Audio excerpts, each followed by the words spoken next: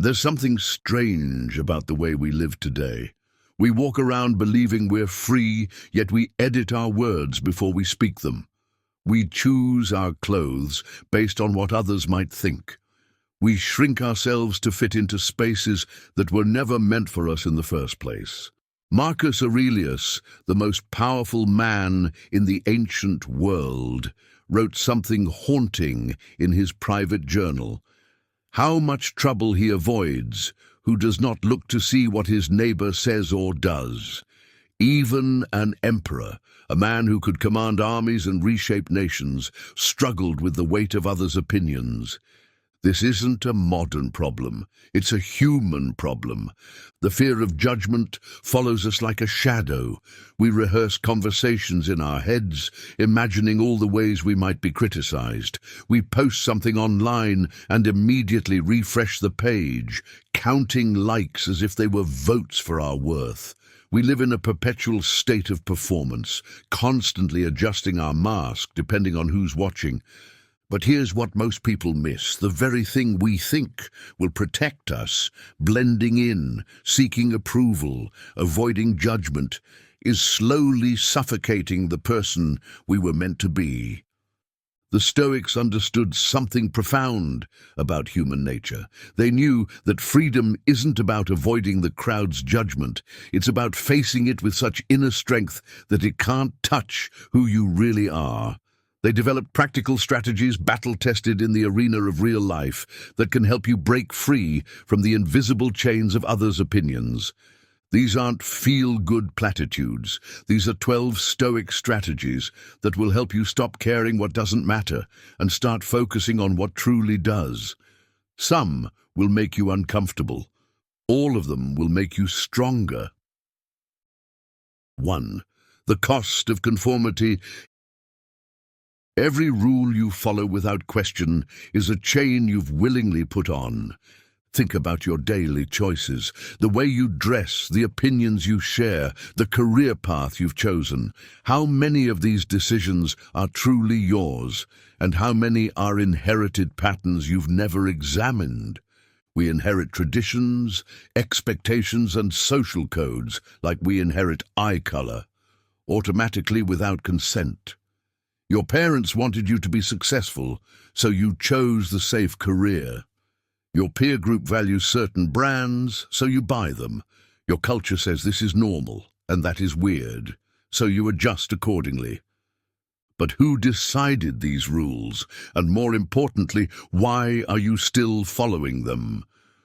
The Stoics had a radical idea: question everything, even at the risk of appearing foolish. They understood that conformity isn't just about following trends, it's about surrendering your agency to make conscious choices. Diogenes of Sinope, one of the most unconventional philosophers in history, once said, "The mob is the mother of tyrants." He meant that our desperate need to fit in creates the very system that oppresses us. When everyone agrees to live by unexamined rules, those rules become unbreakable chains. The cost of conformity isn't just losing your individuality. It's losing your ability to think critically about what actually serves your life. You become so busy trying to meet everyone else's expectations that you forget to ask what you actually want. But how do you practice this in real life? How do you question norms without becoming a social outcast? 2. Diogenes, the radical outsider. Diogenes lived in a barrel in the marketplace of Athens, owned nothing but a cloak and a staff, and spent his days deliberately breaking social conventions. He walked backwards through the streets. He ate in public.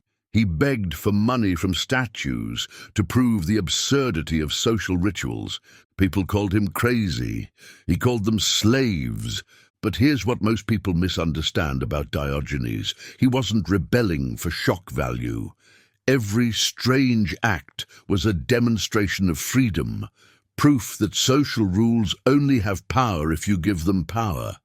When Alexander the Great, the most powerful man in the world, found Diogenes sunbathing and offered to grant him any wish, Diogenes replied, Yes, stand out of my sunlight.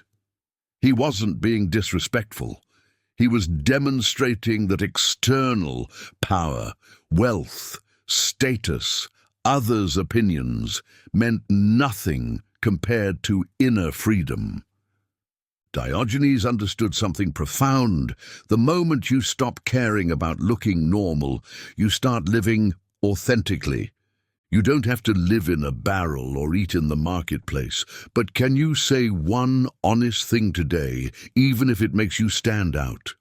Can you wear something you actually like instead of what's trending? Can you express an unpopular opinion without immediately backtracking? These aren't acts of rebellion, they're acts of self-mastery. Every time you choose authenticity over approval, you're training the muscle of inner freedom. The goal isn't to shock people. The goal is to prove to yourself that their judgment can't control your choices. 3. Cato's public defiance. Cato the Younger was a Roman senator who could have easily blended in with the political elite. Instead, he chose to walk through the streets of Rome barefoot, wearing a simple black tunic while everyone else dressed in silk and gold. People stared, people whispered, people thought he was making a statement. He was, but not the statement they thought. Cato wasn't trying to prove he was better than anyone else. He was training himself to be indifferent to their judgment. Every stare, every whisper, every moment of social discomfort was practice for bigger challenges. When Julius Caesar tried to bribe him, Cato said no. When the Senate tried to corrupt him, he refused. When the most powerful people in Rome threatened him, he stood firm. How? Because he had spent years building immunity to social pressure through small, deliberate acts of nonconformity. Cato understood that comfort is the enemy of courage. If you're always trying to blend in, you'll never develop the strength to stand out when it matters. The discomfort you feel when someone judges you isn't a bug, it's a feature. It's your training ground. Every moment you face social awkwardness and choose authenticity anyway, you're building the resilience you'll need for bigger moments. When's the last time you deliberately stepped into discomfort? When's the last time you said something true that made the room a little quieter? If you can face small judgments, you're ready for bigger ones. If you can handle a disapproving look, you can handle a difficult conversation. If you can wear what you want despite the stares, you can speak what you believe despite the criticism. The power of small discomforts. Socrates said, "The unexamined life is not worth living." But examination requires action, not just reflection. You can't think your way to courage. You have to practice it. The Stoics were masters of deliberate discomfort. They slept on hard floors to prepare for hardship. They ate simple food to appreciate abundance. They practiced small acts of nonconformity to build immunity to judgment. Here's what they understood. Every time you avoid discomfort, you make yourself weaker. Every time you choose the easy path, you lose a little bit of your ability to choose the hard path when it matters. But discomfort doesn't have to be dramatic. It can be as simple as saying the unpopular truth in a conversation where everyone is agreeing with something you know is wrong. Not to be contrarian, but to practice intellectual honesty. Wearing what you actually like instead of what's trending, not to make a fashion statement, but to practice aesthetic independence. Asking the dumb question in a meeting that everyone else is pretending to understand. Not to show off, but to practice intellectual courage. Posting an honest opinion online without immediately checking for likes and comments. Not to be controversial, but to practice emotional detachment. These aren't grand gestures, they're micro-rebellions against the tyranny of others' expectations. Each one builds the muscle you need for bigger moments. The person who can't handle a judgmental look will never be able to handle a difficult conversation. The person who can't wear an unpopular shirt will never be able to defend an unpopular idea. The person who can't ask a simple question will never be able to challenge a complex system. Small discomforts prepare you for big freedoms. 5. The illusion of the spotlight. We live as if there's a spotlight following us everywhere we go, broadcasting our every mistake to a judging audience. But here's the truth that will set you free. Most people are too busy worrying about their own spotlight to notice yours. Zeno of Citium, the founder of Stoicism, learned this lesson in the most humiliating way possible. He was dining at a fancy banquet when he accidentally knocked over a bowl of lentil soup, spilling it all over himself and the table. Everyone stared. Everyone laughed. In that moment of public embarrassment, Zeno had a revelation. I make a drama out of every mistake, but the world moves on. The people who laughed at him forgot about it by the next day, but his shame could have lasted years if he let it. This is the spotlight illusion in action. We think everyone is watching, remembering, and judging our every move, but the truth is, most people are so consumed with their own insecurities that they barely register our mistakes. Think about the last time someone else did something embarrassing in front of you. How long did you think about it? Probably not very long. You had your own life to worry about, your own problems to solve, your own spotlight to manage. But somehow, when it comes to our own embarrassing moments, we imagine they're etched in everyone's memory forever. Here's a liberating exercise. Recall the most embarrassing thing that happened to you 5 years ago. Now, think about how much that event actually affected your life in the long run. Probably not much. The people who witnessed it have likely forgotten it completely. If no one's really watching as closely as you think, what are you so afraid of? The answer might surprise you. You're not afraid of their judgment. You're afraid of your own. 6. Choosing freedom over fear. The paradox of comfort is that the more you avoid discomfort, the more anxious you become. The more you try to control others' opinions, the more powerless you feel. The more you seek approval, the less approval you actually receive. Fear is not your enemy, avoidance is. Every time you shrink yourself to avoid judgment, you're teaching your brain that judgment is dangerous. Every time you edit your words to avoid conflict, you're reinforcing the belief that conflict is unbearable. Every time you blend in to avoid standing out, you're strengthening the neural pathway that says standing out is threatening. But here's what the Stoics discovered. The opposite is also true. Every time you face discomfort deliberately, you're teaching your brain that discomfort is manageable. Every time you speak honestly, despite potential judgment, you're proving to yourself that judgment isn't actually dangerous. This is why Cato walked barefoot through Rome. This is why Diogenes lived in public view. This is why Marcus Aurelius wrote brutal self-examinations in his private journal. They weren't gluttons for punishment. They were training themselves to be free. The question isn't whether you'll face judgment, you will. The question is whether you'll face it on your terms or on fear's terms. What's scarier, being different or losing yourself bit by bit? What's more uncomfortable, standing out occasionally or spending your entire life wondering who you might have been if you'd been braver? The Stoics understood that real freedom isn't the absence of fear, it's the willingness to act despite fear. Every moment you choose authenticity over approval, you're choosing freedom over fear.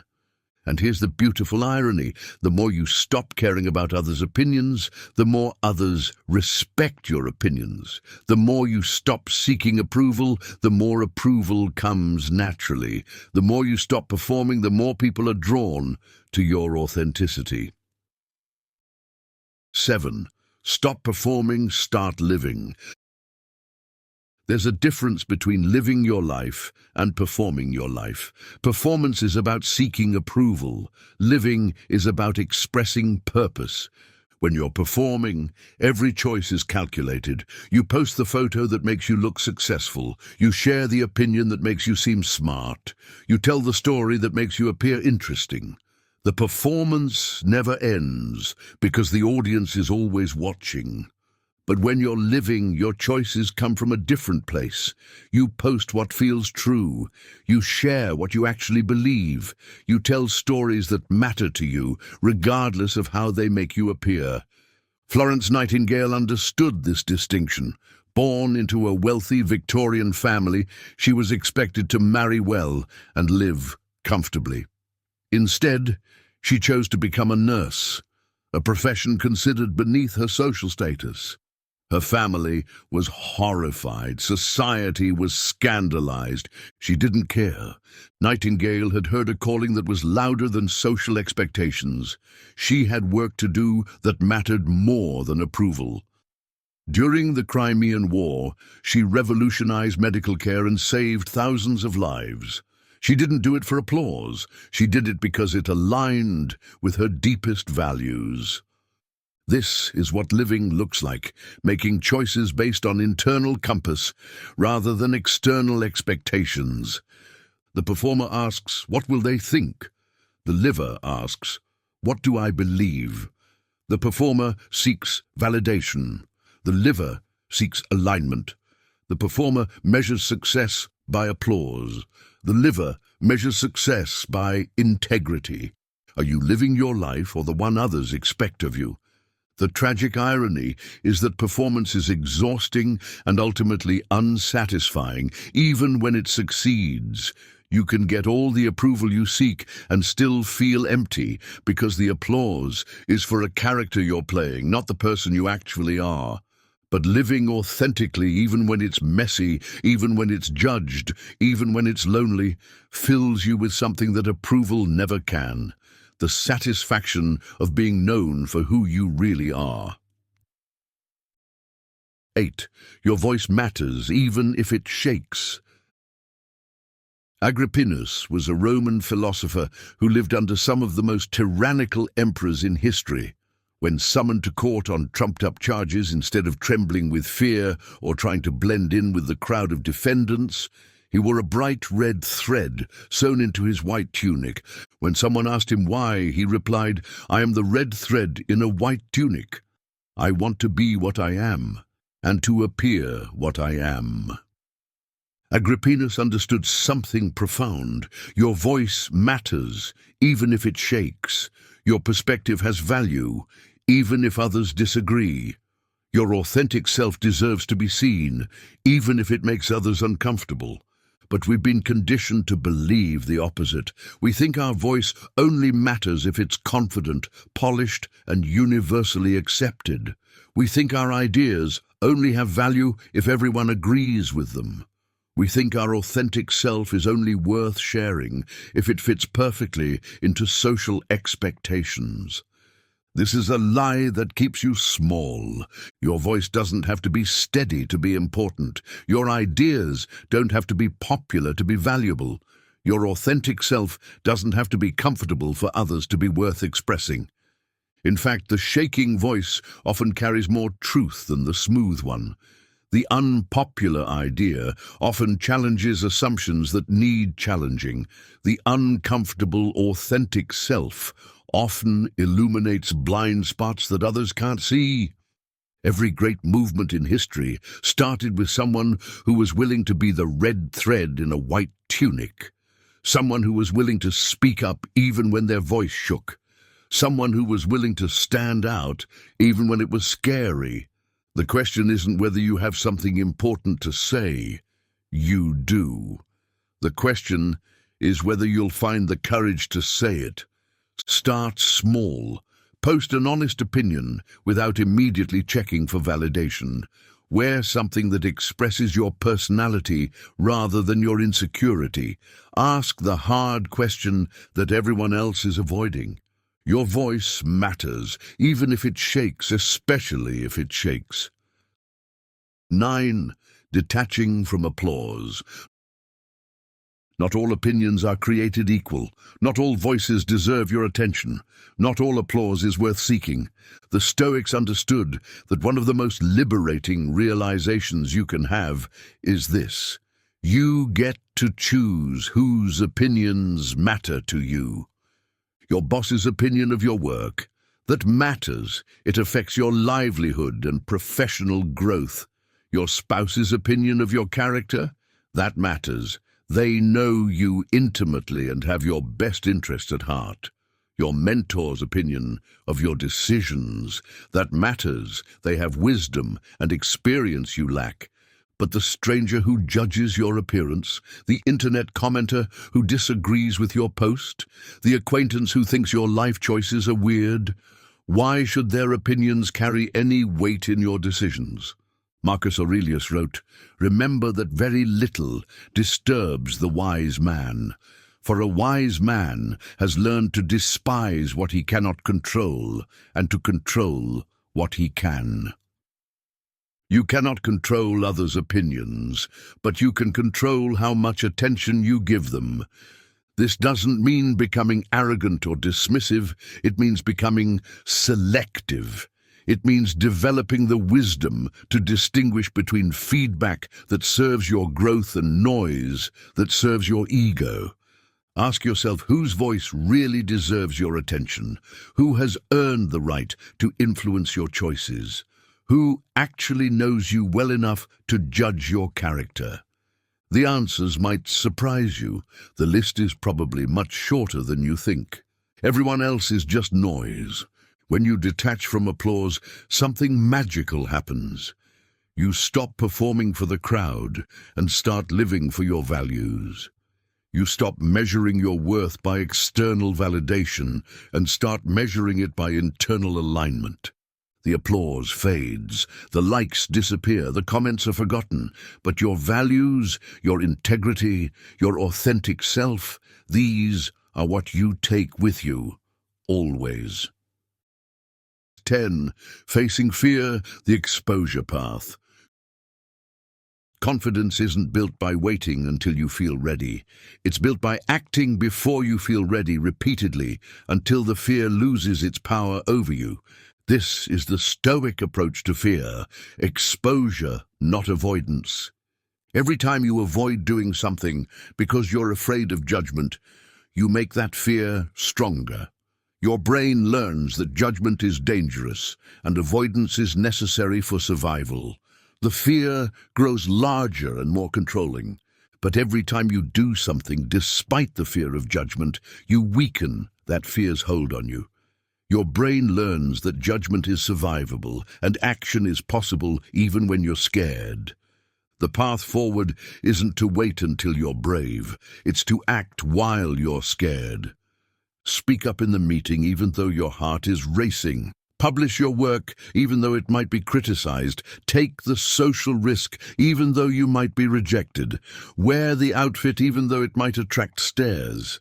Each act of courage, no matter how small, is evidence that fear is not the boss of you. This is why the Stoics practiced deliberate discomfort. They weren't masochists. They were building immunity to the very fears that keep most people trapped. You don't become brave by thinking brave thoughts. You become brave by doing brave things, repeatedly, until bravery becomes a habit rather than an exception. The fear of judgment will never completely disappear, but it doesn't have to. You can learn to act in spite of it, to live alongside it, to use it as a compass pointing toward the very things you most need to do. The goal isn't fearlessness. The goal is fear alongsideness, feeling the fear and choosing your values anyway. 11th, living beyond the crowd's shadow. There comes a moment in every person's life when they realize they have a choice. They can continue living in the shadow of others' expectations, or they can step into the light of their own values. This isn't a dramatic moment. It's usually quiet, private, almost unremarkable. It's the moment you decide to speak honestly instead of saying what people want to hear. It's the moment you choose authenticity over approval. It's the moment you realize that you don't need their applause. You need your own approval. Living beyond the crowd's shadow doesn't mean becoming antisocial or dismissive of others. It means becoming selective about which voices get to influence your choices. It means developing such a strong sense of your own values that external pressure becomes background noise rather than controlling force. The Stoics called this inner citadel, a fortress of self-knowledge so strong that external circumstances couldn't shake it. You know who you are, what you believe, and what you're willing to stand for. Others' opinions become information rather than instruction. You don't need to blend in. You don't need to seek approval. You don't need to perform for an audience that's probably not even watching. You just need to live in alignment with your values, make decisions from your own moral compass, and trust that authenticity attracts the right people while repelling the wrong ones. This is the quiet freedom the Stoics discovered. When you stop trying to control others' opinions, you gain control over your own life. When you stop performing for the crowd, you start living for something deeper. When you stop seeking external validation, you discover internal strength you didn't know you had. The only approval you truly need is your own. 12th final takeaway. True freedom isn't about being liked, admired, or accepted. It's about living in integrity, doing what's right, not what's popular. Every moment you choose to be honest instead of agreeable, you're reclaiming a piece of your soul. Every time you stand apart instead of blending in, you're proving that authenticity is stronger than approval. Every instant you face discomfort instead of avoiding it, you're building the muscle of inner freedom.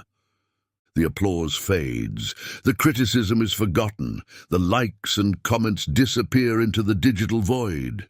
But your values, your integrity, your commitment to living authentically, these are what define you when everything else falls away. You weren't born to spend your life wondering what others think of you.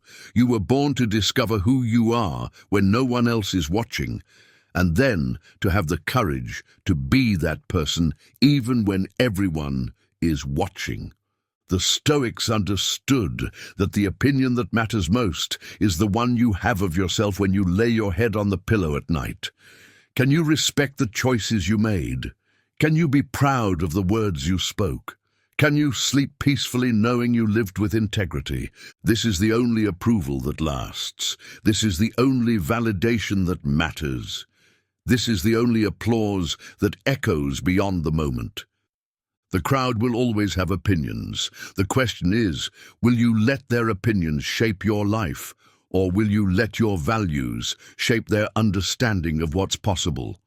The choice is yours. It always has been. The Stoics are simply reminding you that you're free to make it. The only approval you truly need is your own.